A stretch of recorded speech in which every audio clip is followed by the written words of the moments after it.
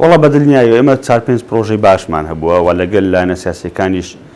یەک بۆ ئەوەی لەسەر نەهج و سیاسەتی مام جەلال کێشەکانی هەرێمی کوردستان کە تۆ باس کردووە نیگەرانیەکان چارەسەر بکەین. ئێمە لە دوا کۆبنەوەی سەرکرداتی پێشدوو کۆبنەوە ئەخیریش بڕیارماندا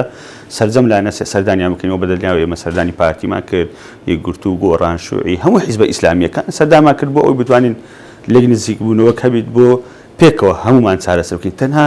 ئەم وڵاتە بە دوو حیزب و بە سێ حیزب ڕێوەناچێت پێویستی بە هەمومان هەیە وەکو یەکێکی نیشتمانی کوردستان بەرنامەمان هەیە پلانمان هەیەەوە بتوانین هەم لەناو خۆمان هەرێمی کوردستان کێشەکان چارەسەرکەین هەم بتوانین لەگەڵ حکوومەتی عێراقیش بگەینە ئیتفاقێک بۆ ئەوەی بتوانین ئەم کێشە و قەیرانانی ئێستا هەیە چارەسەر بکەین. خۆتان دەزانن مەوزوعی فرۆشتنی نەوت و ئابووری سەربەخۆ لە هەرێمی کوردستان کۆمەڵێک کێشەی کە تەراکومە سەرکەوتوو نەبووە حکوومەتی هەرێمی کوردستاندا فەشەلی هیناوە. ئەم فەشەلە چۆن دەبی چارەسەر بکەین تاکە ڕێگایەک ئێمە دەبچین لەگە بەغدا چارەسەری بکەین نەدەتوانین لەگە تاران نە لەگە ئەنقەرە ئەم کێشە چارەسەر بکەین بەڵکو ئەم دوو شوێنە ئەگەر ئێمە احتیمامی زیاتر بدەینێ و بەغدا ئیهمال بکەین یان هەر لایەنێش دەرەکی زیاتر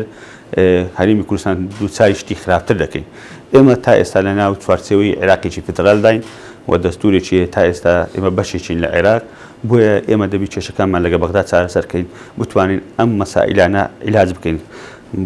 بۆ نمونە ئەگەر بەیانی دوو بەیانی سعی نەفت دابەزێ وەزعی ئابووری خراپتر بێ ئێمە وەکو هەرێمی کوردستان سیادەی کاملیشمان بتوانین قەرز بکەین.